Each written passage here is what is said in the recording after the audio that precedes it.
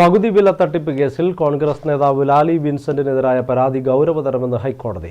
Kannur town police register ചെയ്ത കേസിലാണ് ഹൈക്കോടതി നിരീക്ഷണം. അതേസമയം ലാലി വിൻസെന്റിനെ അറസ്റ്റ് ചെയ്യുന്നത് ഹൈക്കോടതി തടഞ്ഞു. പകുതി വില തട്ടിപ്പ് കേസിൽ കണ്ണൂർ ടൗൺ പോലീസ് രജിസ്റ്റർ ചെയ്ത കേസിൽ 7ാം പ്രതിയാണ് കോൺഗ്രസ് നേതാവായ അഡ്വക്കേറ്റ് ലാലി വിൻസെന്റ്.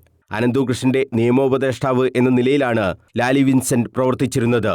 അനന്തകൃഷ്ണനൊപ്പം കണ്ണൂരിലുൾപ്പെടെ നിരവധി തവണ ലാലി വിൻസെന്റ് എത്തിയിരുന്നതായി തട്ടിപ്പിൽ പരാതി നൽകിയ പി മോഹനൻ പോലീസിൽ മൊഴി നൽകിയിരുന്നു. ഇതിന്റെ അടിസ്ഥാനത്തിലാണ് ലാലി വിൻസെന്റിനെയും പ്രതി ചേർത്തത്. ലാലി വിൻസെന്റിനെതിരായ ആക്ഷേപം ഗൗരവമുള്ളതാണെന്ന് ഹൈക്കോടതി ചൂണ്ടിക്കാട്ടി. എന്നാൽ ലാലി വിൻസെന്റിനെ അറസ്റ്റ് ചെയ്യുന്നത് കോടതി തടഞ്ഞിട്ടുണ്ട്. കണ്ണൂർ ടൗൺ പോലീസ് പ്രതി ചേർത്തതിന് പിന്നാലെ മുൻകൂർ ജാമ്യം തേടിയാണ് ലാലി വിൻസെന്റ് ഹൈക്കോടതിയെ സമീപിച്ചത്. അനന്തകൃഷ്ണന്റെ സ്ഥാപനത്തിൽ നിന്ന് താൻ 40 ലക്ഷം രൂപ കൈപ്പറ്റിയിരുന്നുവെന്ന് ലാലി വിൻസെന്റ് മാധ്യമങ്ങളോട് പറഞ്ഞിരുന്നു.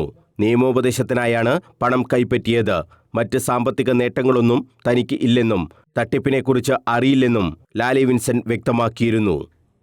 News bureau, Kannur.